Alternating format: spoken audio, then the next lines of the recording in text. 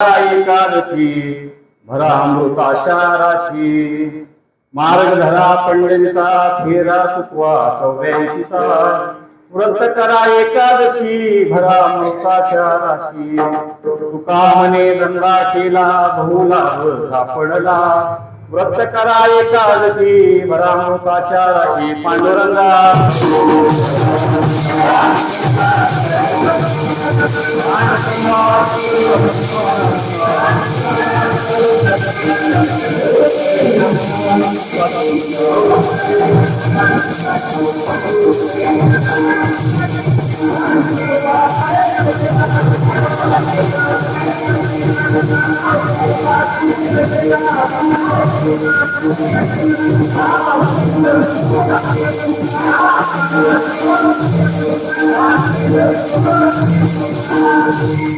अलंकापुरी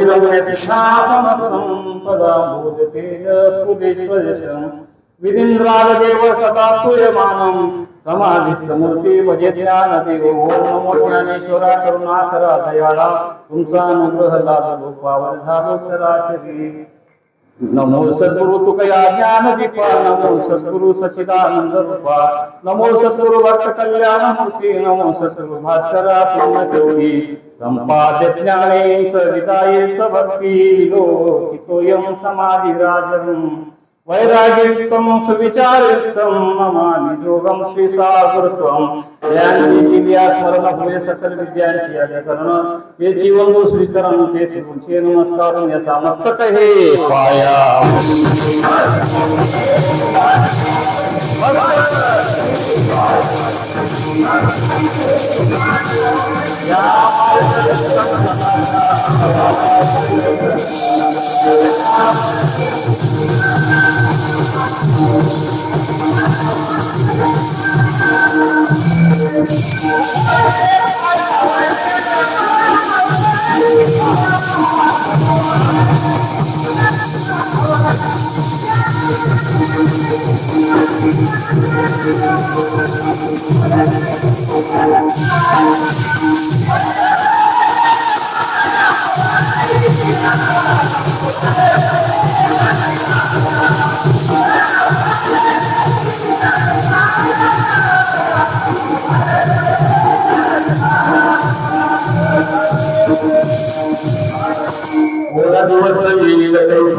नाही देहाचा भरोसा व्रत करा एकादशी भरा अमृताच्या राशी प्रस्तुत कीर्तनरूपी सेवेकरता निवडलेला अभंग सहदेव वैकुंठाला गेलेले जगद्गुरु श्री संत तुकाराम महाराज यांचा तुकाराम महाराजांचं वर्णन काय करावं महाराज उगाच झोपतो त्याला आराम म्हणतात कधी झोपत तो झोपत नाही तेव्हा हेरा म्हणतात आणि उगाच कंटिन्यू झोपत राहतो त्याला हरा म्हणतात हल्ली झोपेमधून उतरण्यासाठी त्याला लावलं जातं त्याला आलाराम म्हणतात रामाच्या अखंडपणे दासत्व केलं त्याला रामदास म्हणतात सेवा करतो त्याला शेवाराम म्हणतात मेवा करणार त्याला नेवाराम म्हणतात आणि सांगून जाईल जगाचा अनंत ब्रह्मांडाने करतो मान्यता करतो भगवान ज्या संत तुकाराम महाराजांच्या पत्नीच्या पायातील काटा काढण्यासाठी येतात त्यांना श्री जगद्गुरु तुकाराम महाराज म्हणतात आणि ह्यांचा संत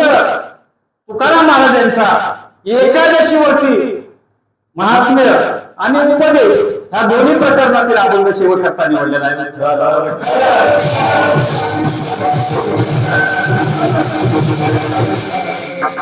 अभंगावर सुरुवात करण्यापूर्वी अभंगाचा थोडासा पर्याय सांगणार आहे नंतर कशाने निमित्त कार्यक्रम आहे अभंगावरती बोलायचं अभंग जगद्गुरु तुकाराम महाराजांचा आहे अभंगामध्ये महाराज सांगतात कोण दिवस येईल कैसा नाही देहाचा भरोसा आता सर्वांना माहिती येते मग काय करा तुम्ही व्रत करा एकादशी आणि भरा अमृताच्या राशी काय करा तुम्ही त्याच्यासाठी काय पर्याय आहे का मार्ग धरा पंढरीचा चुकवा फेऱ्या 84चा पण महाराज त्याच्यात काय होतं आणि तेच केले तुका मध्ये धंदा केला आणि तो बहु लाभ आम्हाला सापडला असा सरळ आणि सोपा अर्थ आहे माझ्या बुद्धीप्रमाणे आता माऊली ज्ञानेश्वर महाराज जगद्गुरु तुकाराम महाराज आणि तुम्ही संत महात्मे माझ्याकडून जसं ओळखून घ्याल तसं मी बोलण्याचा प्रयत्न करा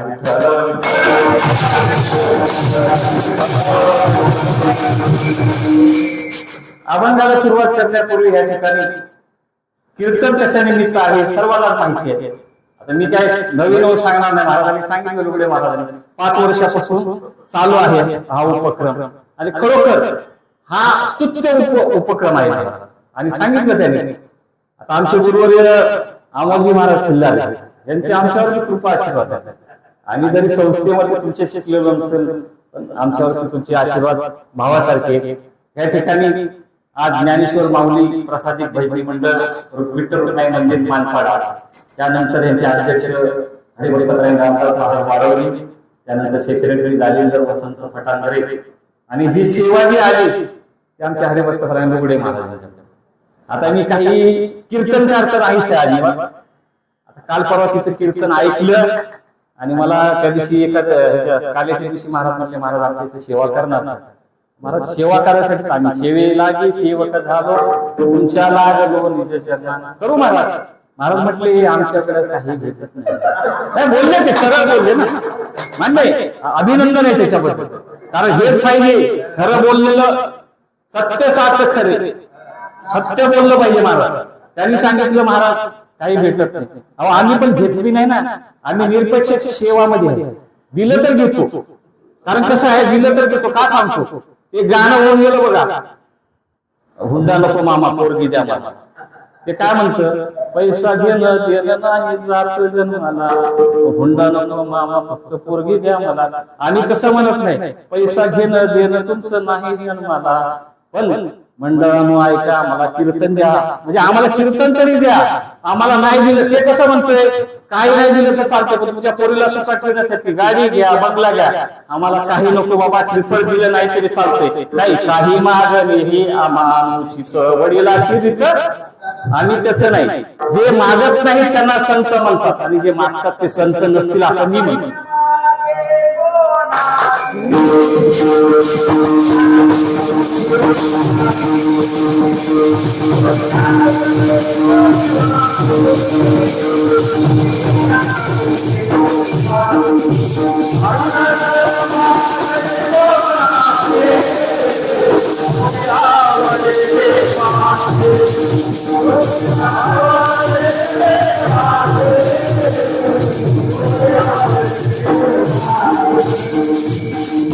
मागणाऱ्याला कोणी देत नाही. घरात बघा आपल्या पोरांमध्ये 2 मुलं असतील, दर दिवस मागत असायचं त्याला देणार नाही बाबा. कधी मागत नाही त्याचा विचार केला जातो.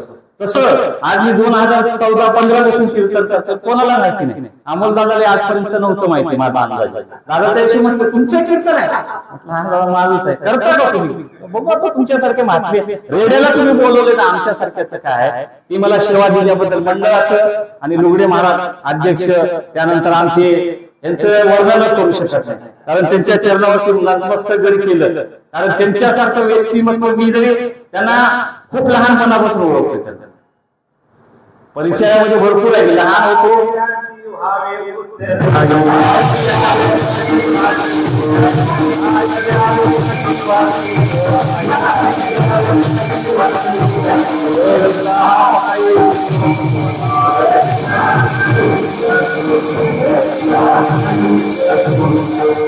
व्यक्तिमत्व क्वचित मिळतं मला.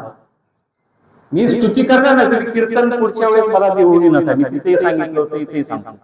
पण बोलवलं तर मी आल्याशिवाय राहणारही नाही आणि नाही बोलवलं तरी येणारच हे सांगतो. आता अभंगावरती बोलूया. तुम्ही म्हणाल महाराज एकादशी आहे, आम्ही अभंग तुम्ही असा कसा निवड, कोण दिवस येईल कैसा, हा अभंग कुठेतरी वेगळा करतो. कालपर्यंत दादा म्हणजे मी अभंग कुठल्या अभंगावर उभा राहिलं तर कुठल्या अभंगावर बोलू शकतो, एवढं तुमच्यासारख्याचे आशीर्वाद आहे. पण मी आम्ही केले सुखी हा अभंग घ्यायचा होता, नाही तर आम्हावरती एकादशी घ्यायचा होता. पण काल सकाळी सर्व महाराष्ट्रावर जी घटना झाली, जो दुःखाचा डोंगर कोसळला, आपण कुठल्या पक्षाचा विषयी बोलणार नाही जातात. आपण त्या दिवशी सांगितले मी कुठल्या पक्षाचा नाही, पण जो पक्ष आमचा वारकरी संप्रदाय करतो साठी जो काम करतो तो पक्ष आमचा आहे. हा त्यासाठी आणि महाराष्ट्राचं एक नाव अवलौकिक असणार, ज्यांचं आज उपमुख्यमंत्री माननीय श्री अजितदादा पवार यांचं सकाळी पाहिलं मी. मला 2-3 फोन म्हणजे युट्यूबला पाहिल्यानंतर मला विश्वास नाही पटला. अनेक आता इंदुरीकर बाबाची किती घटना झाल्या, बाबा गेले म्हणून. खरं नाही वाटलं. माझा मित्र आहे बारामतीला कामावर, त्याला फोन केला, बाबा असं असं न्यूज आले, खरी आहे का? म्हटलं थांब मी घरी फोन विचारतो. तो इकडे मुंबईला काम, त्याने घरी फोन केला, हा खरोखर न्यूज आहे. तेव्हा मला शाश्वती पटली. पण विश्वास आजही पटत नाही की अजितदादा गेले. का पटत नाही? कारण कोण दिवस येईल कैसा नाही देहाचा भरोसा. कोणी विचार केला होता? आजही वाटतं अजितदादा कुठेतरी असतील. आपण त्यांची स्तुती करायचं नाही, पण तो माणूस असं व्यक्तिमत्व कोणत्या पक्षाचा आहे, कोणत्या ह्याचा धर्माचा आहे तो बघत नव्हता. गेलेल्या तर सर्वांचं काम करणारा माणूस होता आणि कामाचा माणूस गेलेला आहे. हे तर मान्य करावं लागेल. आज जग रडलं, जग. तुम्ही आम्ही रडलो याच्यात सवाल नाही ना. तसा आमचा परमात्मा माऊली महावैष्णव ज्ञानेश्वर महाराज ज्यावेळेस गेले, अहो एखादा गावचा नगरसेवक गेला तर गाव रडतं. ऐका, गावचा नगरसेवक गेला तर गाव रडतं. जिल्ह्याचा गेला तर आमदार गेला तर जिल्हा रडतो, तालुक्याचा गेला तर तालुका रडेल, भारताचा गेला तर भारत रडतो, जगाचा गेला तर जग रडतं. पण आमचे माऊली महावैष्णव श्रीमंत ज्ञानेश्वर महाराज ज्यावेळेस गेले ना, तेव्हा जगाचा बाप पांडुरंग परमात्मा धडधडा रडला. आणि तो आजचा दिवस देखील तसाच झालेला आहे. का म्हणून स्तुती करतो अजितदादांची? कारण गेल्या वर्षी कोणी त्या विषयावरती मार्गदर्शन थोडंसं केलं तर आठवेल कोणाला. कालचा दिवस काय होता? मार्गशीर्ष दशमी. आजचा दिवस काय? एकादशी. जन्मना असं लावून टकरा पुण्यात्मा गेला एका. त्यांनी काय कामं केली, काय केले त्याच्याशी आपल्याला काही घेणं नाही. पण गेल्या वर्षी त्याच तारखेला दादांनी भंडाऱ्या डोंगराचं 100 एकरामध्ये 1000 कोटीचं काम डिक्लेअर केलं होतं आणि ते काम चालू झालं. हे दादांच्या हातचं काम होतं. 100 कोटीचं 100 एकरामध्ये 1000 कोटीचा प्रकल्प भंडाऱ्या डोंगरावरती जो उभा केलेला आहे त्याचं काम चालू झालं. दादांनी सही केली, अर्ध्यावरती काम गेलं, पण काम सोडून गेलं. कारण अवघेच कामे सारे खोटी आणि ती झाली मसनोटी. कारण जो जगामध्ये आलेला आहे कोणी आपला शरीराची होय माती, शरीराची होय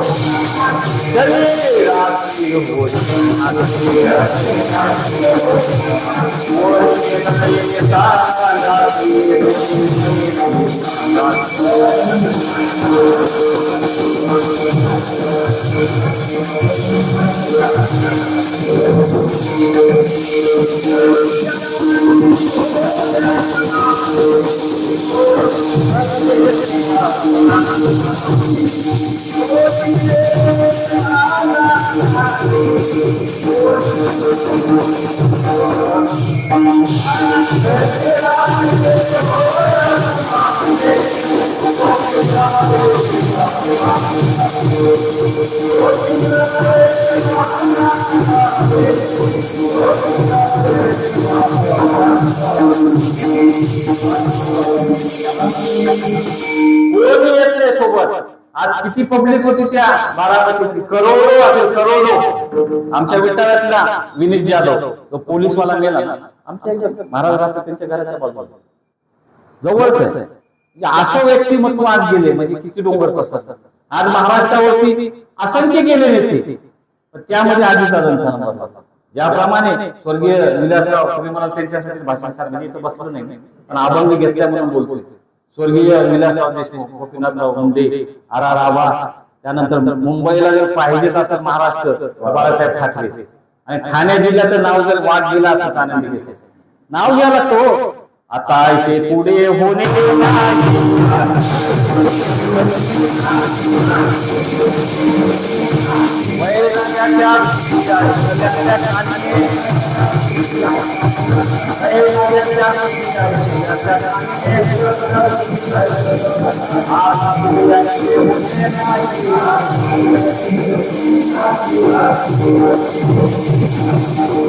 जोपर्यंत चंद्र सूर्य जोपर्यंत आहे, वारकरी संप्रदाय तोपर्यंत आहे. वाळीला ढोल तिन्ही लोकांवर ऐशी केरती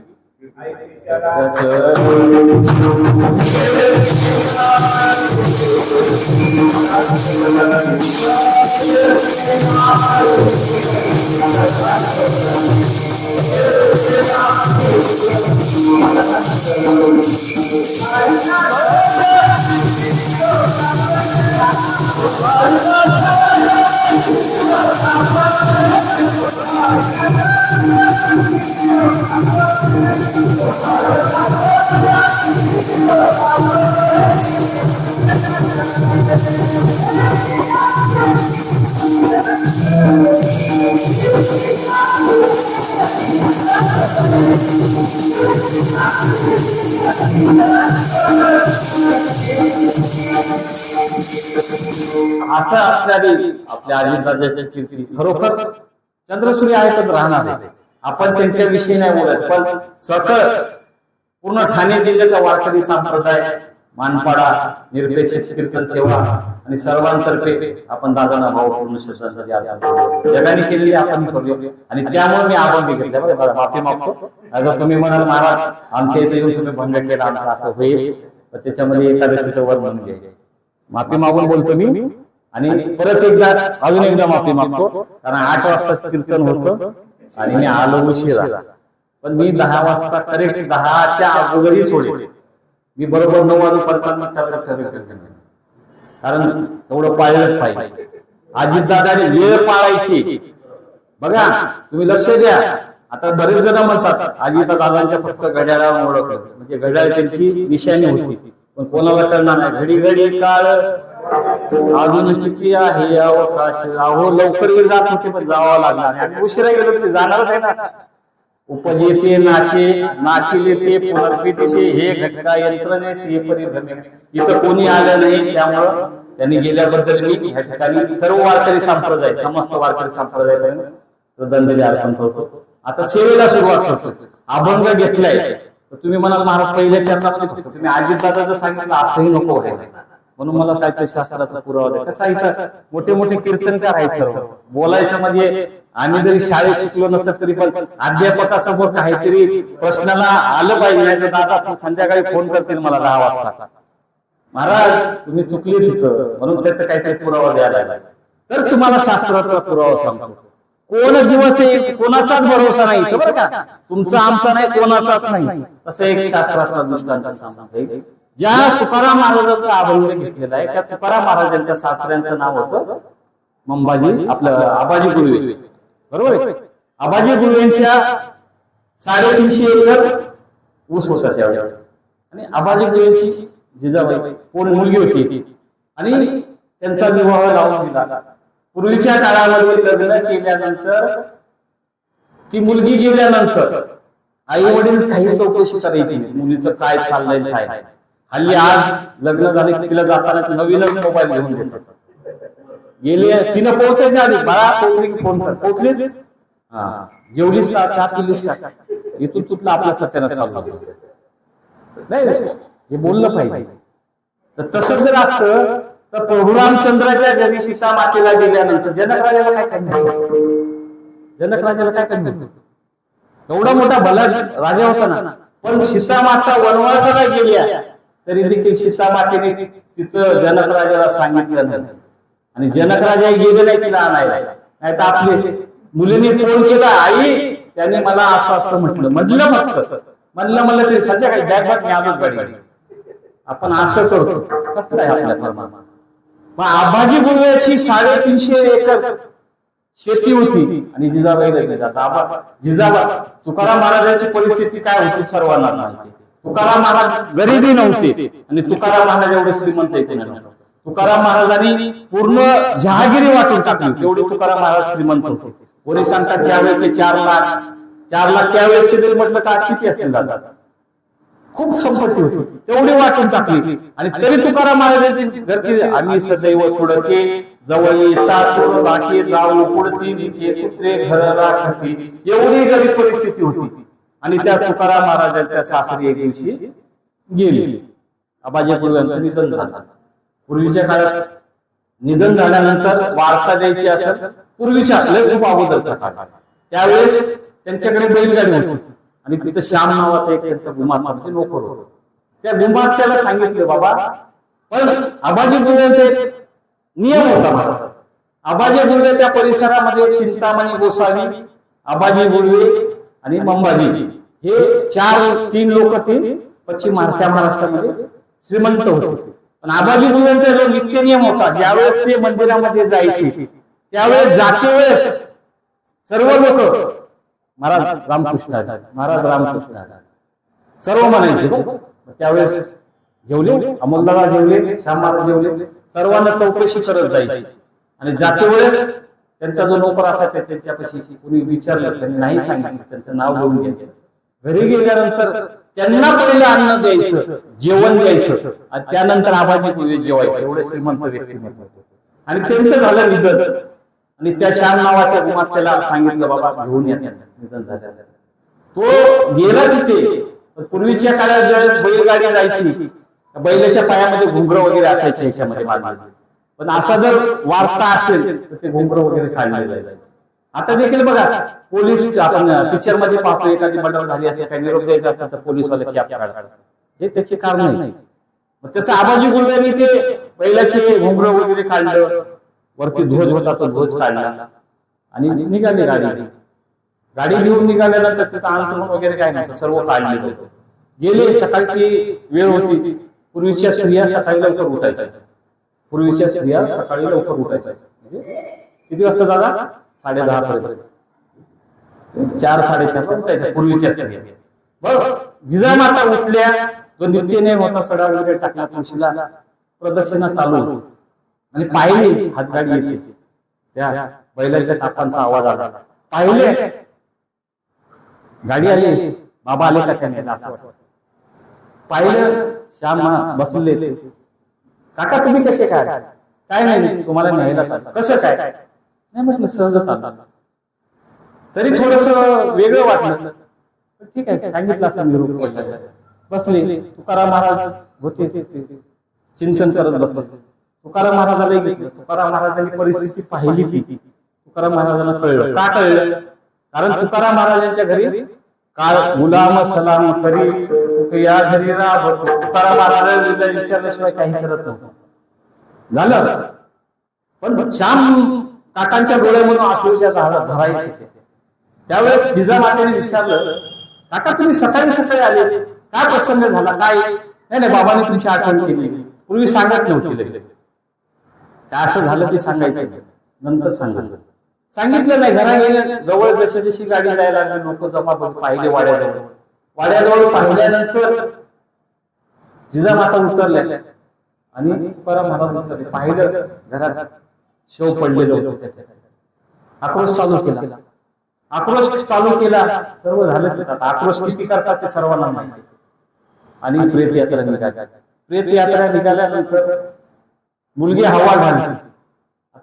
दादा ही गरुड पुराणाचा मी माफी मागून बोलतोय. अभिमान सांगू बी नाही, पण थोडस परमात्मातलं काही येते ते सांगा. मुलगी का वारा घालते ते शास्त्र आहे. तर मी गरुड पुराण वैशिष्ट्य ताईला माहिती आहे त्या विषयावर. माझा थोडासा जास्त त्याच्यावरती अभ्यास आहे. मी जास्तीत जास्त 13व 10व वर्ष श्राद्धाची कीर्तन जास्त करतो. म्हणजे हे करत ते अशातली गोष्ट नाही. पण मुलगी हवा का घालते याचं कारण सांगता. हा विषय आला मी सांगतो. तर ती जिजामाता हवा घालत होती. का घालतात तुम्ही हवा? का घालतात? काय कारण आहे? कोण म्हणतं? एखाद्या विचारलं का हवा? काय म्हणते? नाही मासे नाही, त्या प्रेताला घाण देऊन घेते, ऊन लागते म्हणून असं सारं. कसं असतं, ज्या वेळेस कुठलीही स्त्री असेल, ती स्त्री माहेरून सासरला जाते, त्यावेळेस तिला माहिती असतं की माझा बाप जिवंत आहे, माझे भाऊ जिवंत आहे, माझा संस्था जिवंत आहे. म्हणजे मला जर काही जरी झालं तर वाऱ्यासारखी वार्ता त्याला पोहोचेल, वाऱ्यासारखी. त्यामुळे तो वारा घातला. अनेक कारण त्याच्यात, फक्त थोडस कारण. तो विषय माझा नाही, इथं विषय आला म्हणून सांगतो. वारा घालत होत्या आणि त्या जिजाबाईच्या भावाचं लग्न बाकी. तुकाराम महाराजांना जिजामाता म्हणाल्या, महाराज तुम्ही तरी सांगा, तुम्ही त्या देवाचं रात्रंदिवस भजन करता, त्या देवाला सांगा ना, देव तुमच्यासाठी येतो. देव माझ्या पायातल्या काटाचा काढायसाठी आला.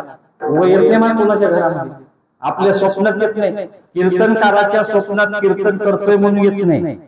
पॉकेट घेतलेलं येऊ शकतं, पण कीर्तन करतोय. मला तर वाटतं बरं बाबा, मी 10 वर्ष झाले, पण मला अजून मी कधी भजनामध्ये कीर्तन करतो, स्वप्नामध्ये भजन करताना आठवलं नाही. माझं सांगतो, मी दुसऱ्याचं सांगणार. बघ, तुम्हाला देव तुमच्या स्वप्नामध्ये येतो. सांगा ना, माझा भाऊ आहे, त्याचं लग्न बाकी आहे, त्याचं लग्न करा. तुमच्याकडे काळ, तुमच्या इथे सलाम करतो, तुमच्या इथे सांगा काय ते. त्यावेळेस तुकाराम महाराज काय म्हणतात, अरे जिजा, जरी माझा पांडुरंग परमात्मा जरी ऐकत असेल आणि तो काळ मला जरी सलाम करत असेल ना, तरी माझी त्याच्यावरची सत्ता चालत, कारण त्याची सत्ता आहे. जरी तो माझा सलाम करत असेल, माझ्याविषयी काही नाही, तो जे सांगेल ते त्याला करावं लागतं.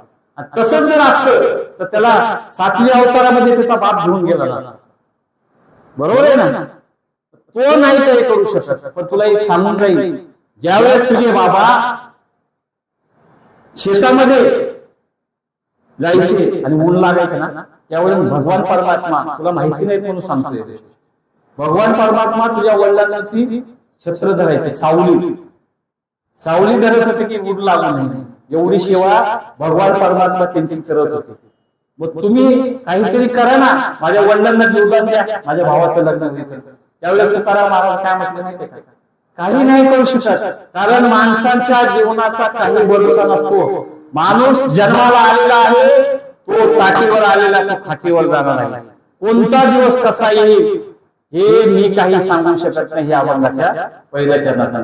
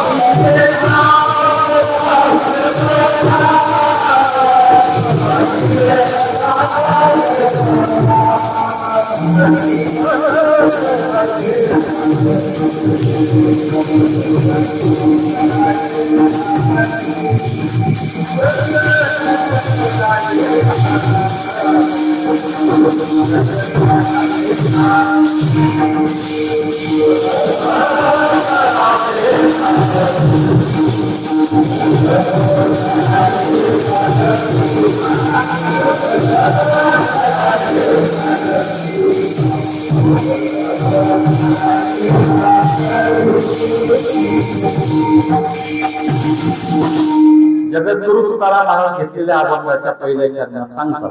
मी अजितदादासाठी घेतलेलं नव्हतं, पण आज गेलेली घटना आहे त्यामुळे घेणंही गरजेचं होतं आणि तुम्हाला शास्त्राचं प्रमाणे दाखवायचं म्हणून घेतला अभंग.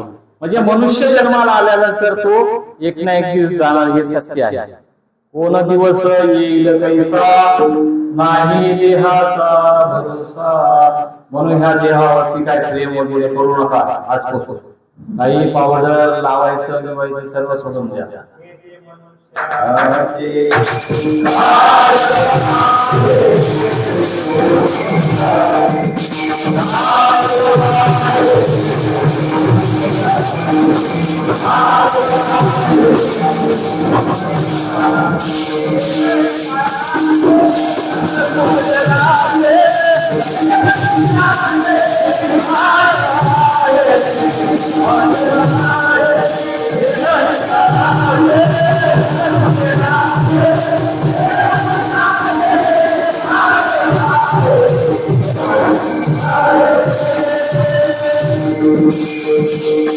काही नाही म्हणा, घर कोणाचं आहे?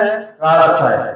कोणाचं नाही, घर तरी आपलं आहे का? कोणाचे घर हा देह कोणाचा? आत्माराम त्याचा, तुमची जाणी, तुमची सत्ता संपदा काय नसतं. आज अजितदादाकडे काय कमी होतं? पुढे 10 गाड्या, पाठीवर 10 गाड्या, पाहिजे तेवढी सुविधा होती. पण आलं का? जेथे न चले काही, सत्ता संपदा राहिली ठाईच्या ठाई. पुरावणी संचित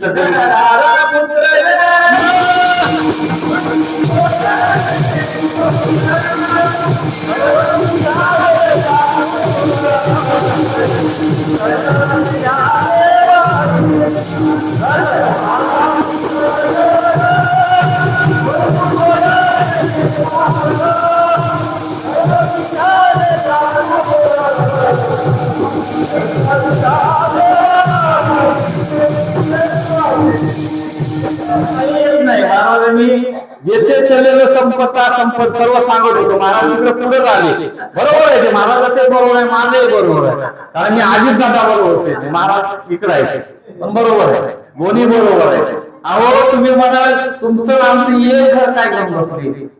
रावणाचे 7 कोटी घर सोन्याची होती. रावणाची सोन्याची लंका असताना लंका जळाली आणि श्रीकृष्णाची जावता सोन्याची असताना उडाली. तुमचं आमचं काय घेत.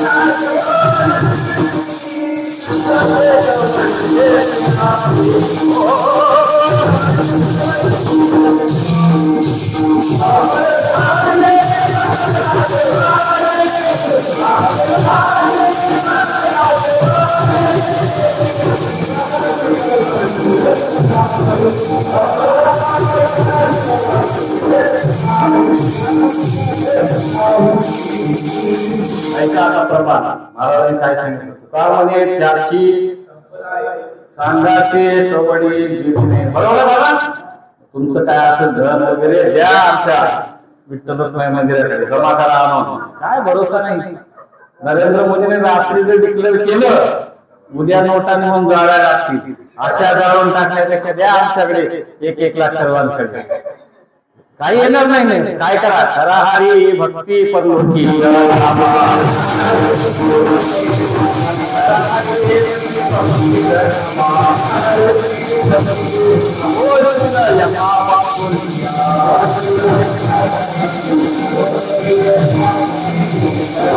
काही सोबत येणार नाही. काय करा, हेच करायचं. करा हरी भक्ती परलोकी कामा सोडविल्या पासून या अभंगाचा हा पहिल्या चरणावरती सांगण्याचा भाव झालेला आहे. आता एकादशी आहे ना, ह्याच्यावर बोललं पाहिजे. नाहीतर महाराजाला तारीख दिली लुगडे, महाराजांनी कोणी तारीख दिली होती पहिलं त्यांना म्हटला. त्यांना आणलं त्यांनी फक्त आजीत जाणार ह्याच त्याचं इथं काय मैत्रिणी कीर्तन होतं का असंही म्हणायला नको त्या बिचारायला. त्यामुळे एकादशीचे वर्णन केलं. महाराज सांगतात कोण दिवस येईल पैसा नाही दिला भरोसा. अहो मग तुम्ही आणि करायचं ते काय, काय करायचं ते तरी सांगा ना महाराज. त्या अभंगाच्या दुसऱ्या चरणात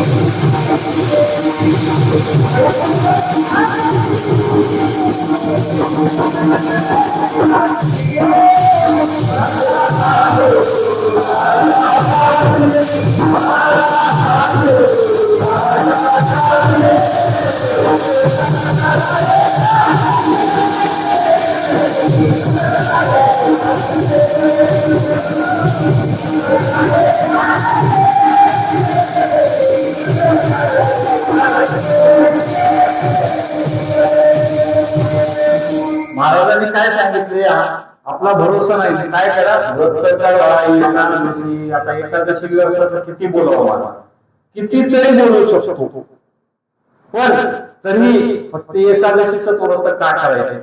कारण भक्तामध्ये वैष्णव, व्रतामध्ये एकादशी आणि तीर्थामध्ये गंगा, हे 3 श्रेष्ठ असं बरोबर आहे. 3 व्रत सांगतो. व्रतामध्ये भक्तामध्ये वैष्णव, वैष्णव म्हणजे कोण आहे मला, वर्षाच्या 24 एकादशी आणि 5 पर्व म्हणजे 20 आणि 9, 20-9 वैष्णव आणि वैष्णवाची दुसरी वैष्णव तो जया, अवघी सेवा वंदे माया, अवघी सेवा वंदे माया, अवघी सेवा वंदे माया.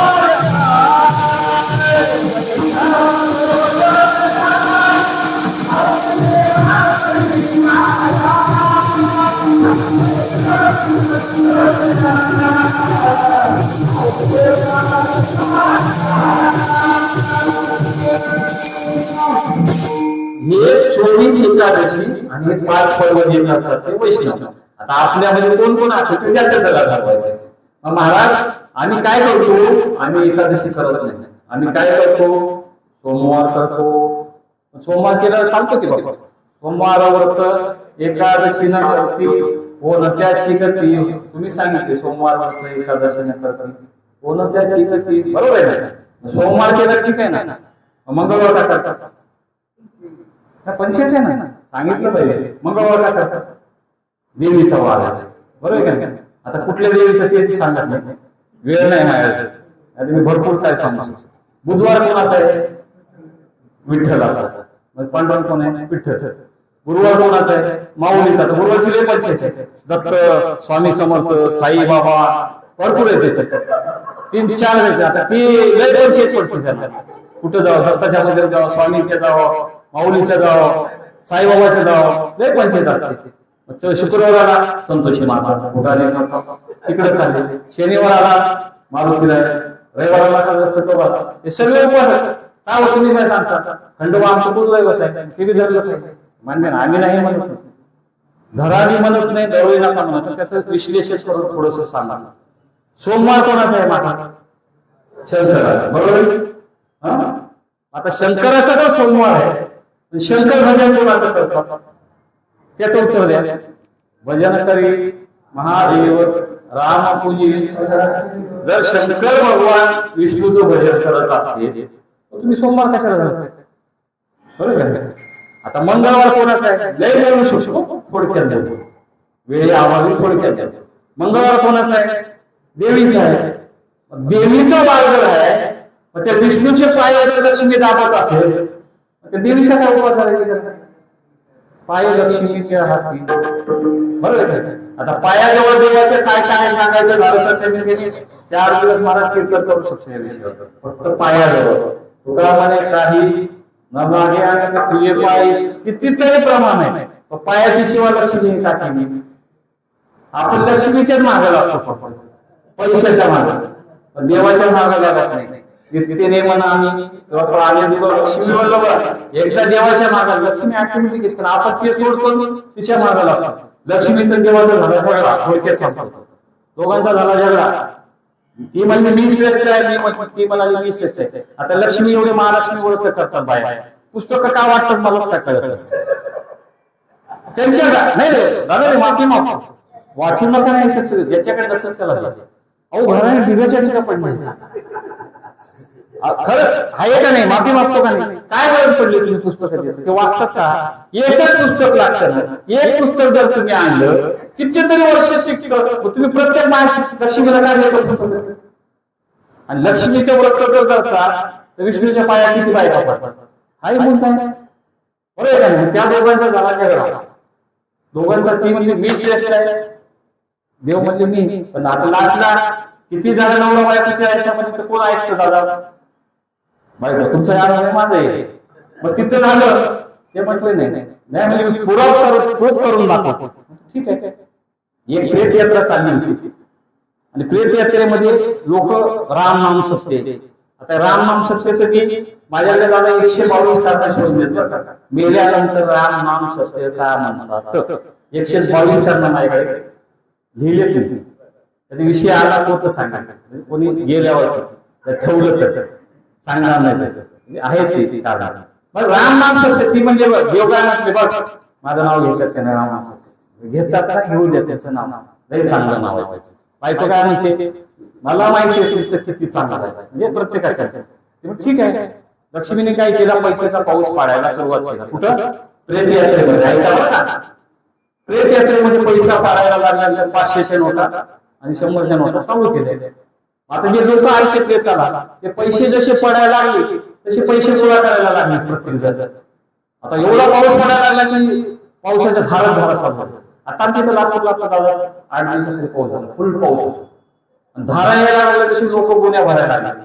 गोण्या भरायला लागल्यानंतर ते 4 खातेदारी होते ते म्हटले पैशाचा पाऊस पडतोय, आपण पैसे गोळा करूया, कधी भेटणार. त्याने ठेवलं प्रेत खाली, गेले पैसे गोळा करायला. त्यानंतर प्रेत तिथं राहिलं. मग प्रेताला तो धरणारा मुलगा होता, तो म्हटलं बाप असाही गेलाय, त्याला तर निघून जायचं, पैसे गोळा करू आणि नंतर जायला काय फरक पडणार, का सांगतो ऐका. मग सर्व पैसे गोळा करा. लक्ष्मीने म्हटलं पाहिले का, गेले सगळे राम माणूस. आपल्याला कसं आहे, देवाला ताप आला की आपण देवाला आठवण करतो, नंतर जातो गेले विसरले. अरे माझं लक्ष्मी बरोबर आहे, ते विसरले, पैसे पाठवले तिथं म्हणून विसरले. पण तुला आठवतंय का, तो माणूस जो गेलेला आहे ते म्हणजे तो कसा काय होते, त्याच्यातला राम गेला तो जीव गेले ना. हे तर आहे, जिथं माझ मी नाही ना तिथं काहीच करणार. म्हणजे देवच श्रेष्ठ आहे. पायाची सेवा का करते, कारण त्याच्यामध्ये शास्त्र आहे. दादा बायकोच्या ह्याच्या हातामध्ये शुक्राचा वास असतो. थोडं ज्योतिषशास्त्राचा अभ्यास आहे. तुम्ही मला कुठला अभ्यास केला असा नका विचारू, मी काय त्याला अभ्यास केलेला नाही. पण शुक्राचा वास असतो आणि पत्तीच्या पायामध्ये शनीचा वास असतो. त्यामुळे शुक्राचा दाब शरीरावरती पडला की शनी नाहीसा होतो आणि घरामध्ये लक्ष्मी येते. म्हणून लक्ष्मीचं व्रत करावं. लक्ष्मीचा उपास, लक्ष्मी त्याची सेवा करते, म्हणून धरू नका उपास. बुधवार कोणाचा आहे, पांडुरंगाचा. पांडुरंग हरिहरा तेच आहे. गुरुवार कोणाचा आहे, माऊलीचा. नाही तर कोणी झाला, त्या दिवशी मी तो दृष्टांत सांगितला होता, ते काय सांगत नाही, वेळ नाही त्यामुळे सांगत नाही. शुक्रवार कोणाचा आहे, देवीचा. मग देवी कोणाचा तेच. मारुतीराय कोण आहे, महारुद्र अवतार, हा पूर्ण शंकराचा अवतार. खंडोबा कोण आहे, शंकरच आहे. जर शंकराचा हे करत असेल त्या संतांच्या संगतीमध्ये आव्हान. रामकृष्ण नाम संतांचे संगती मनोमार्गती, रामकृष्ण वाचा, आत्मा शिवाचा. जर शंकर भगवंताचा आत्मा जर देवाचं भजन करत असेल, कशाला उपास करता येईल. तुम्ही काय करा, तुमची जर दुर्दशा करायची नसेल तर तुम्ही काय करा, फक्त एकाची दशा करा, एकादशी. बाकी काही उपास धरू नका महाराज. हे ते आमच्या ह्याने हे सांगितलं, आमच्या त्या बाबांनी हे सांगितलं, काही करू नका, फक्त एकादशी करा. म्हणजे वैष्णव जे सांगत. आता व्रतामध्ये वैष्णव, व्रतामध्ये एकादशी आणि तीर्थामध्ये गंगा. गंगा अशी आहे त्याच्यामध्ये आंघोळ न करता देखील त्याचे पापाला वाचे म्हणता गंगा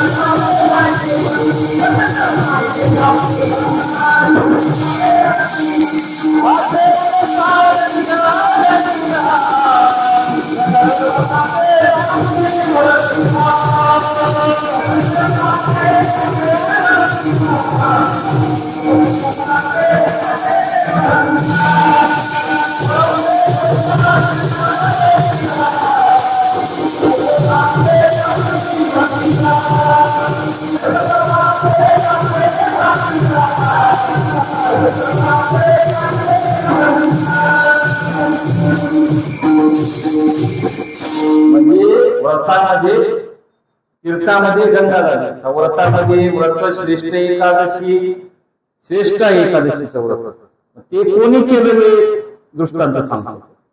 रुक्मागंगा एकादशी नगरी नेली वैकुंठाशी.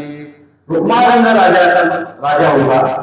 त्या राजाच्या नगरीचा एक नियम होता. त्या राजाच्या नगरीमध्ये रुक्मागंगा सर्वांनी ऐकलेला दृष्टांत आहे. बऱ्याच दृष्टांत एकादशीच्या पुस्तकामध्ये अनेक दृष्टांत आहे, पण थोडक्यात सांगायचं म्हणून हा निवड. मग रुक्मागंगा राजाच्या इथे त्यांच्या बागेमध्ये फुलं तो देवाला अर्पण करायचा. पण त्यात असा नियम होता की तिथं खूप फुलं यायची आणि ते फुलं चोरण्यासाठी दर त्या बागेमध्ये त्या फुलाची चोरी व्हायची. मग त्या राजाने सांगितलं असं करा, आपल्या बागेमधले सर्व फुलं चोरले जातात, तर कोणीतरी त्याची राखण करण्यासाठी ठेवले. राखण केले, राखण करायला रात्रीची बसले देते.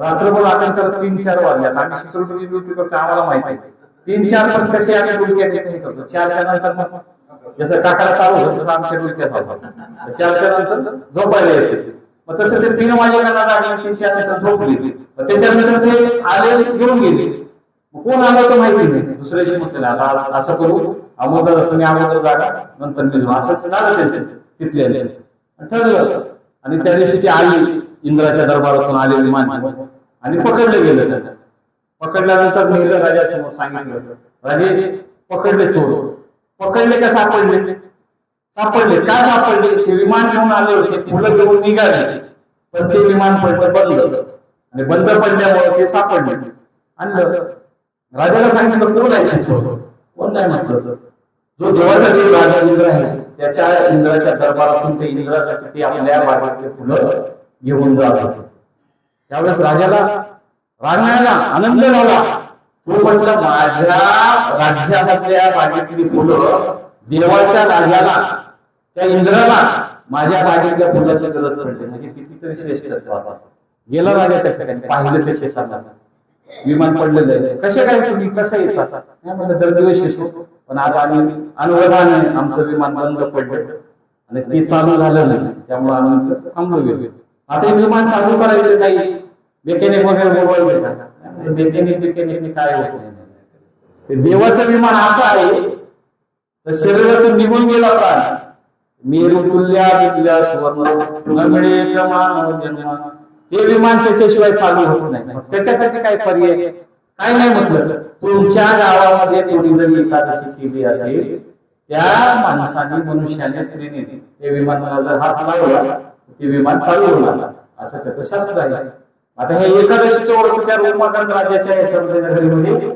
माहिती नव्हतं कोणाला मग सांगितलं गवंडी पेटवली ऐका एकादशी ओळख कोणी केलं असेल आता दुपारची वेळ जाते 3-4 वाजले होते लोक पोहे उपीट इडली डोसा असं सर्व खाऊन बसले त्याला एकादशी माहितीच नव्हतं आता आज एकादशी किती लोकांना माहिती खाणारे खाले गेले पण जया नाही नाम व्रत एकादशी जाणावे ते प्रीत तिन्ही लोकी अभंग आहे एकादशी म्हणजे ज्यांना एकादशी कळत नाही ते प्रीत आहे मग तिथं सांगितलं मग जशी जवळ पिटवायला लागली की ते म्हाताऱ्या आजी बसलेली होती तिने जवळ तिला ऐकायला येत नव्हतं ती गेली काय बाबा काय सांगत आहे काय नाही म्हटलं असं राज्याने सांगितलेलं आहे की तिथे इंद्राचं विमान पडलेलं आहे त्या विमानाला त्यांनी धक्का लावले एकादशी केलेलं असायचं तर तिला राजा 5 गाव बक्षीस म्हणून देणार आहे म्हातारीने ऐकलं म्हातारी म्हटली हा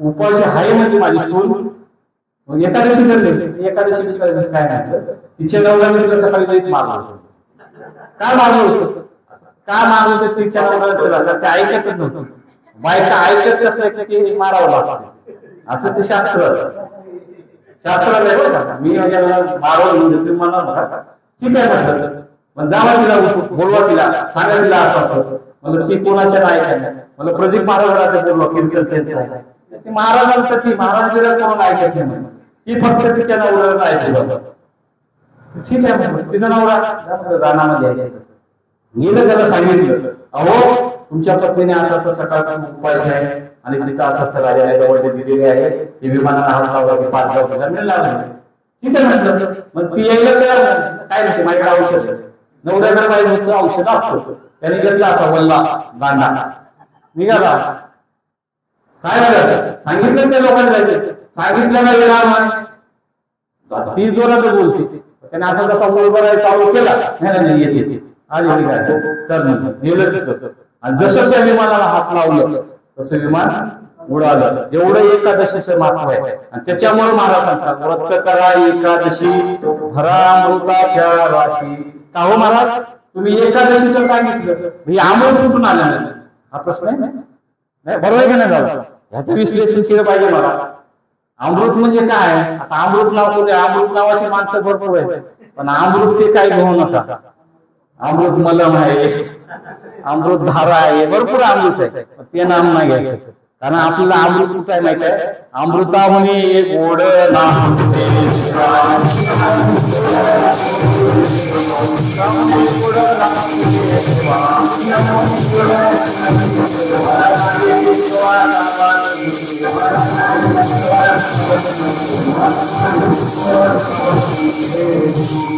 देवाचं नाव कसं आहे, अमृतापेक्षाही गोड आहे.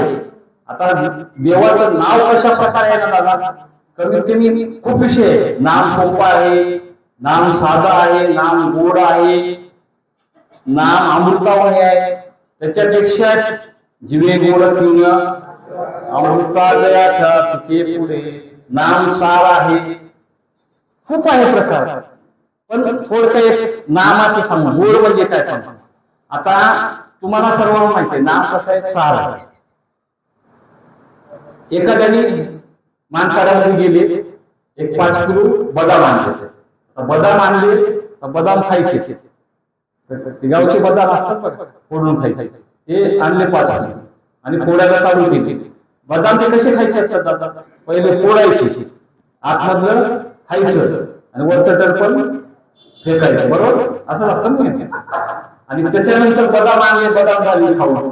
त्याने सांगितलं डोळे महाराज आज उपवास आहे, एकादशी, सर्वांना खार खायचे नाही, पेन खोदून समजा उपवास आहे ना, आणा पेन खोदून आणले 5 किलो पेन खोदून काय केले, वरचे खाल्लं आणि मधलं फेकलं. अगोदर काय केलं, वरचं फेकलं मधलं खाल्लं.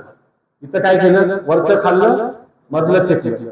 त्याच्यानंतर सांगितलं आंबे आणा, आंब्याचा शिजर होता म्हणून सांगितलं त्यांना, आंबे आणा म्हणजे माझा लोक लई देखील आणले ते नाही आंबे आणले. मग आंबा काय केला, वरचाही काढला मधलंही फेकलं आणि फक्त गाभा खाल्ला. आता तिन्हीतलं हे करा. आता महाराजाला सांगितलं महाराज असं करा, श्याम महाराज लग्न ठरलेलं आहे, 10 किलो पेढे गेले. श्याम महाराज लग्न ठरले, आणा 10 किलो, लई वर्षांचं लग्न ठरलं, आणले 10 किलो पेढे आणि सगळ्यांना खायला. आता तुम्ही सांगा मधलं खाणार बाहेरचं खाणार तर कसं खाणार, कसं खाणार हो, अक्काच्या अक्का. कारण ते कसं आहे, गोड आहे. तसं देवाचं नाव गोड आहे. मी आता ह्या महिन्यात माझं 5 वर्ष नाही, मी तिथं सांगितलं ह्या विषयावर पूर्ण गोड या विषयावर बोललो. देवाचं नाव गोड आहे, देवाचं नाव गोड आहे, देवाचं गोड आहे. माहित असे बाबा होते. बाबा म्हटले महाराज पाया पडले, महाराज काय कीर्तन तरी होतो, मानलं पाहिजे बाबा, काय कीर्तन देवाविषयी काय म्हणतो, किती गोड आहे, गोड आहे. बाबा तुम्ही घेत आहे, मी घेत डायबिटीस आहे. खरं आपलं नरहरी पोलीस येतात झाले 19 तारखेला कीर्तन झालं. मला बाबा तुम्ही काय नाही म्हटलं, मला डॉक्टरने सांगितलं गोडाची अलर्जी आहे, घेऊ नका. ही तर ती गोड नाही, देवाचं नाव गोड आहे, अमृतासारखं आहे. ती राशी तुम्हाला भरा अमृताच्या राशी. अहो महाराज सर्व खरं आहे, पण त्याच्यासाठी काहीतरी मार्ग असेल, ते करण्यासाठी काही मार्ग आहे का ते मला सांगतात महाराज. आपण तिसरे मार्ग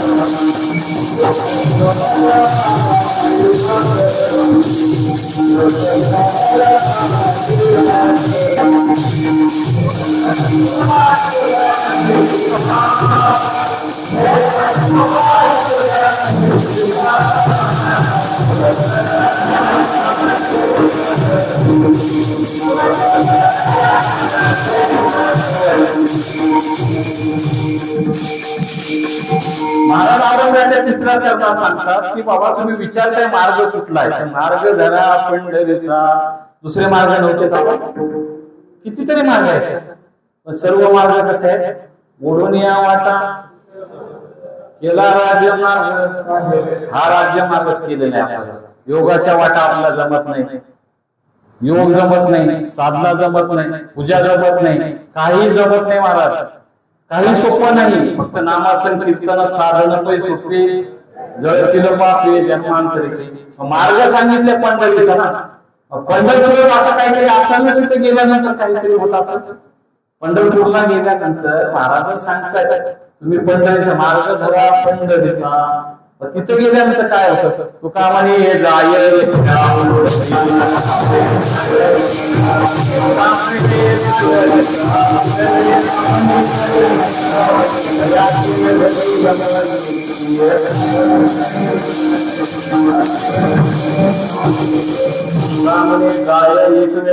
पंढरी तयाची नगरी यम येती.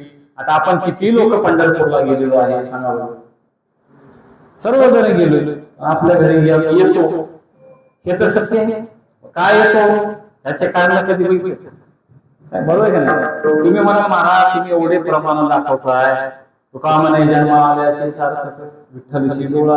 आता पंढरीचं जर वर्णन करायचं म्हणलं, पंढरीचं दर्शनाचे वर्णन कमीत कमी 19 ते 25 दर्शनाचं वर्णन म्हणजे पंढरपुरात का जायला सांगितलं. एवढे तीर्थ होते ना महाराज, कितीतरी तीर्थ आहेत.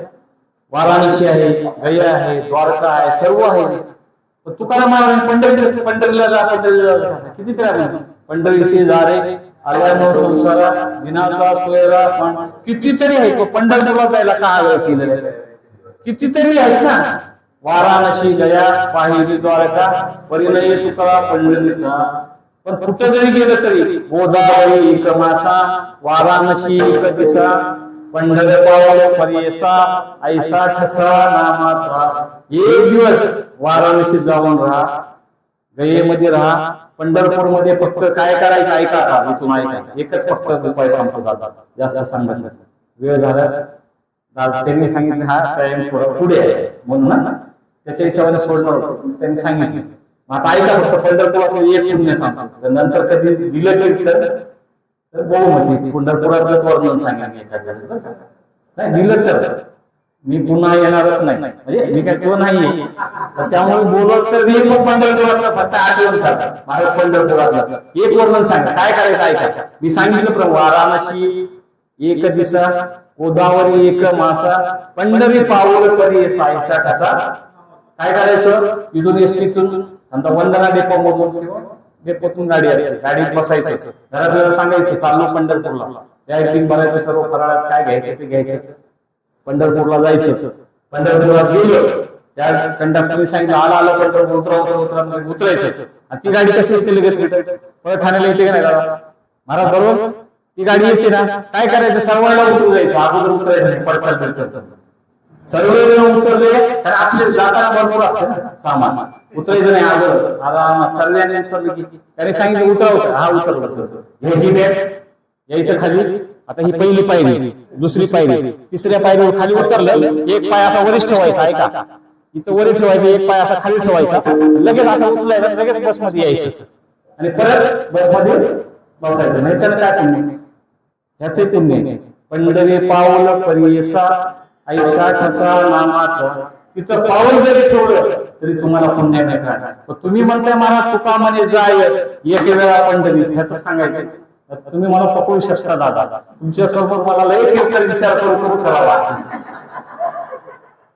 बरोबर आहे नाही. तुम्ही बोलू शकता ना, अरे तुम्ही अध्यापक आहेत, त्यामुळे सांगून जाईल. आपण एवढ्या वेळ जातो ना, आपल्याला देव स्वप्नात येत नाही, ध्यानात येत नाही, काय येत नाही, त्याचा एक छोटा दृष्टांत सांगतो आणि मी शेवा सांगतो.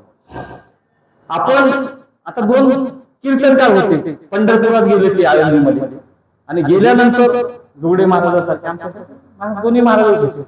त्यांनी सांगितलं महाराज आज तिकडे मस्त कीर्तन आहे, चैतन्य महाराजांचं कीर्तन ऐकलं पाहिजे, संत ज्ञानेश्वर महाराजांच्या मुखातून बोलण्यात ऐकाय पाहिजे, सुंदर कीर्तन. तिथं चालू होतं, ऐकलं, एका ठिकाणी आलं, ऐका आज ठीक 8 ते 10 चैतन्य महाराज देवदेव यांचं कीर्तन, सुंदर असं कीर्तन होणार. मग दोघांची वार्ता चालू होती त्या मित्रांची. अरे काय चैतन्य महाराज काय सांगतात त्या विषयाला, किती सुंदर कीर्तन करतात, किती त्यांच्या वाणी ऐकली की असं वाटतं की खरोखर माऊली ज्ञानेश्वर महाराज बोलतात. दोघांचा विषय साचा. तेवढ्यामध्ये बाजूनी एक तमाशाची गाडी जायला लागली, तमाशा वाजवायची. आता ती तमाशाची गाडी काय असंच आपल्या तिथं चालू झालं. ऐका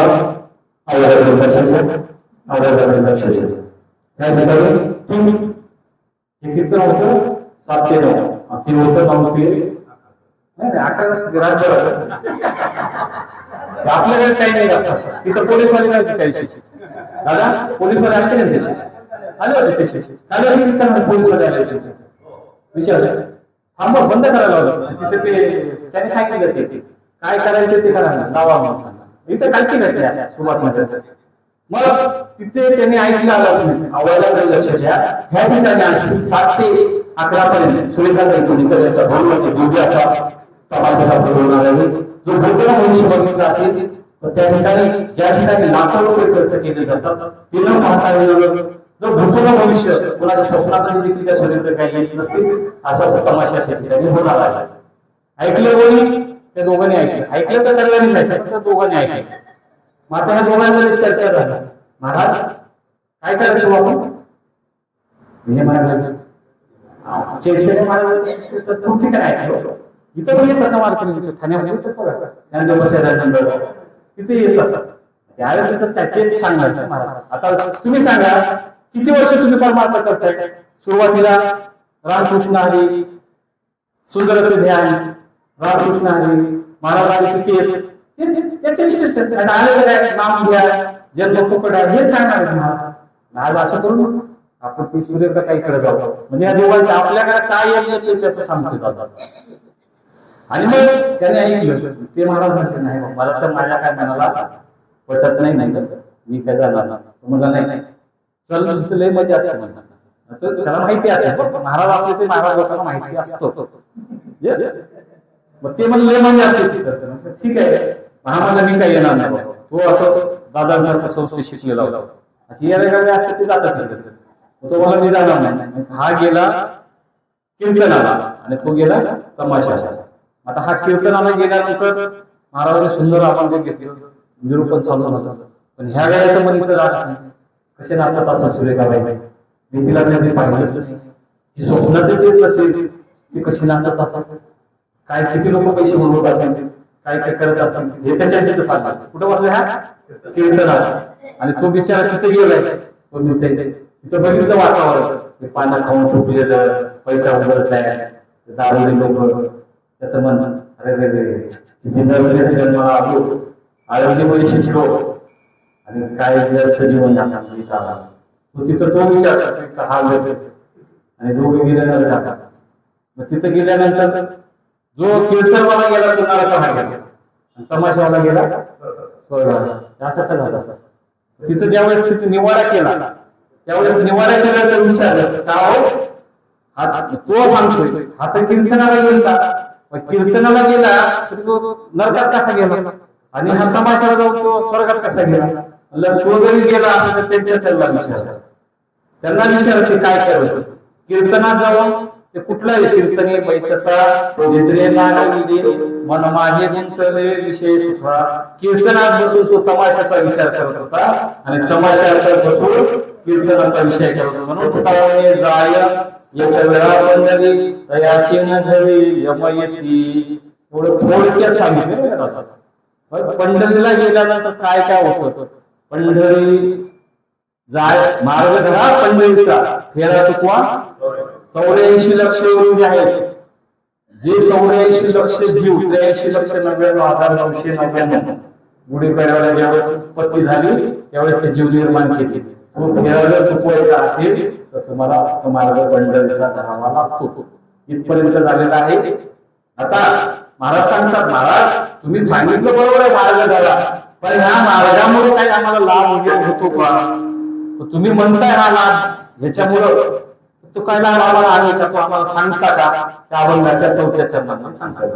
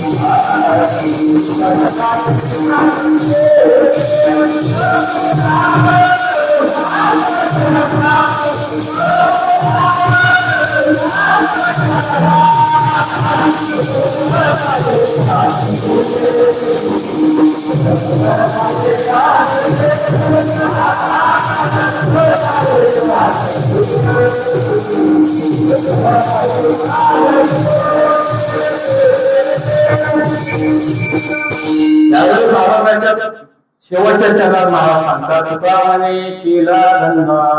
आता तुकारामाचा धंदा काय होतो? तुमचा आमचा धंदा वेगळा, देवाचा धंदा वेगळा, संतांचा धंदा वेगळा. आता संतांचा धंदा दीनदयाळनी हाची धंदा, देवाचा धंदा वेगळा आहे. शंकर चक्र घेऊन गेला हाची धंदा. तुमचा आमचा धंद्याचा बोलूच नाही. आपल्या धंद्याने सर्व वांगे केले, त्यामुळे धंद्याचा बोलू नये. तुकाराम महाराज म्हणतात तुकारामाने केला धंदा बहुला सापडला. कारण आम्ही जो काही धंदा केला त्याचा लाभ आम्हाला एवढा झाला की जो हा काही निर्णय होता, कोणा दिवस येईल कैसा नाही देह भरोसा, हा नरदेह जरी वाटत असेल कोणाला की बाबा आपण ह्या नरदेहामध्ये पुन्हा यावं नको, पण आम्हाला तरी वाटतं तुकारामाने गर्भवासी सुखे घालावे आमाशी, आम्हाला परत यावं वाटतं. का वाटतं माहित आहे? त्याचा थोडक्याच दृष्टांत सांगतो शेवटच्या चरणाचा, आणि मी शेवट संपवणार आहे. झालेले आहे 1-2 मिनिटात दृष्टांत सांगतो. एका ठिकाणचा नियम होता, त्या राज्यामध्ये त्या राज्यावर बसवताना त्या एक हत्ती असायचा, त्या हत्तीच्या गळ्यामध्ये माळ द्यायची आणि ती गळ्यात त्याच्या गाडीला तो त्या देशाचा राज्य होता. पण 5 वर्षाच्या नंतर त्या राज्याला जंगलामध्ये सोडलं जायचं. ऐका बरं, आता हा असा नियम कुठं तर लागले पाहिजे दादा, हे नियम लागले पाहिजे. मग त्या नियम होता, राज्यावरती बसवायचे सोंडीमध्ये हत्तीच्या माळ घेऊन त्याला राजा बनवायचं. 5 वर्ष त्याने तिथं राज्य करायचं, नंतर 5 वर्षानंतर त्याला त्या अरण्यामध्ये सोडायचं. पण अरण्यामध्ये सोडल्यानंतर तो 5 वर्षाच्या नंतर तो तिथून परत यायचाच नाही. तिकडं काय व्हायचं ते माहिती नाही. मग असे बरेच राजे गेले तिकडे, कोणी परत नाही आला. एक असा सांप्रदायिक होता थोडासा, त्याला बसवलं, त्याला माळ घातली आणि तिथं बसवलं.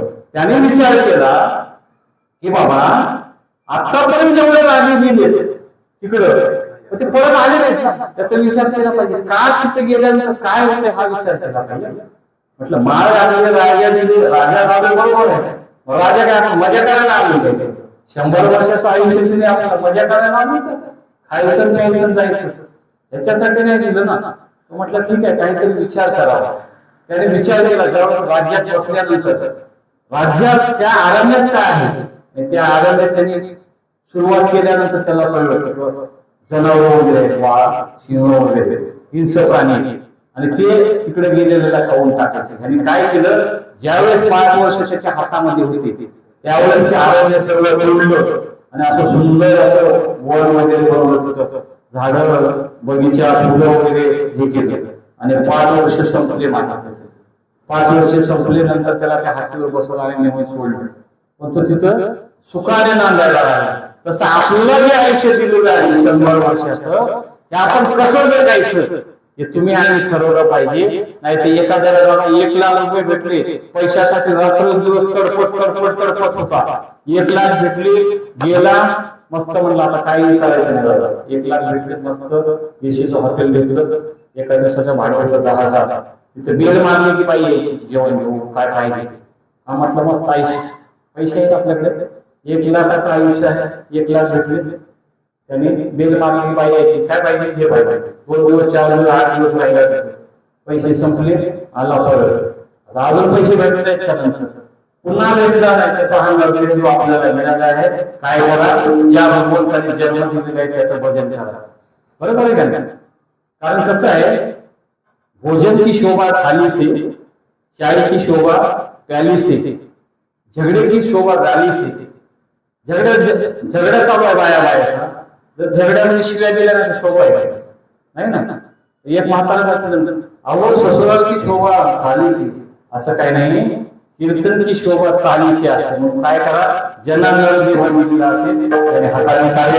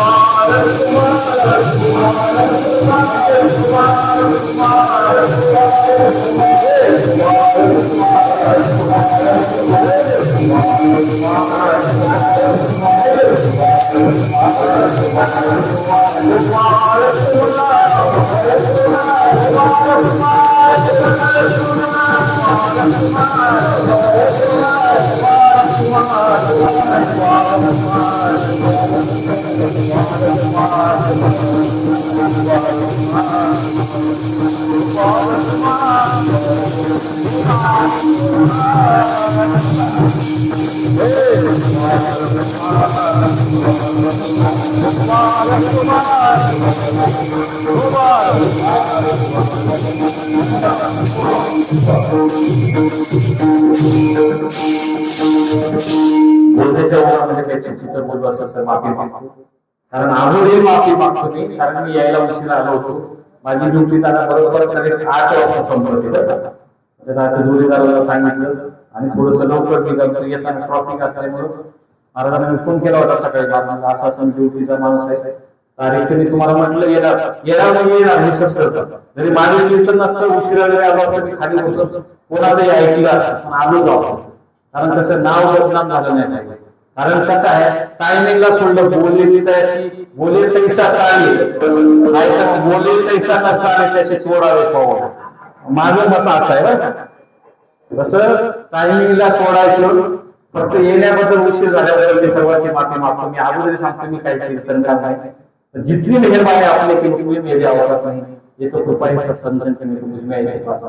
फक्त एवढं सांगून दे, जिंदगी जब तक रहेगी फुर्सत नहीं है काम से, कुछ समय ऐसा नहीं कर देन करो भगवान से. शेवटी काय नाही, तुकडोजी महाराज घे घे घे हात नाम घे माया सागरी सोडून दे, हात लावली नशिबाला तू ठाई ठाई, या संसारा माया संसारा माया, तू मनसिर बाईला तू हे तुझ्या रे तू बेला की मनके तुझ्या रोजावर तू वचन म्हणा भाई शेराय सत्ता तू बेला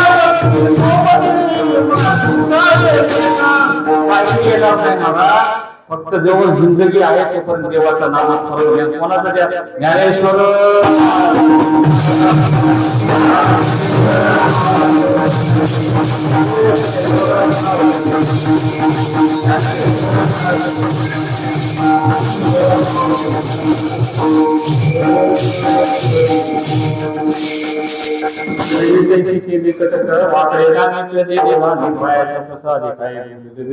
क्षमा करणे संती दादा काही चुका असेल मोठे भावासारखे आणि खरोखर काही चुकलं तर नक्कीच खरोखर सांगा.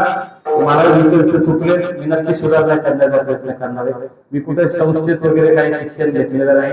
फक्त एवढं जाईल, आमच्या घरामध्ये कमीत कमी 30 ते तुम्ही बघितले तुम्ही आणले घरी 35 ते 40 वर्ष आमच्या इथे राम विजय ग्रंथ चालू होता. 40 वर्ष, आता मला 48 वय आहे आणि मी 5 वर्षाचा असताना मी हरिपाठ पाठ केला. यशोदे पुढे कृष्ण चालतो तुरु तुरु, यशोदे पुढे कृष्ण चालतो तुरु तुरु, कृष्ण दिसला नाही की यशोदेला वाटतं हुरु. घरामध्ये लहानपणापासून होता हरिपाठ सुरू, त्यामुळे वडिलांना चुकीला गुरु केले. ह्याच्या व्यतिरिक्त माझ्याकडे काहीच नाही. एवढं बोलून माझी सेवा संपवतो. जय विठ्ठल, जय विठ्ठल.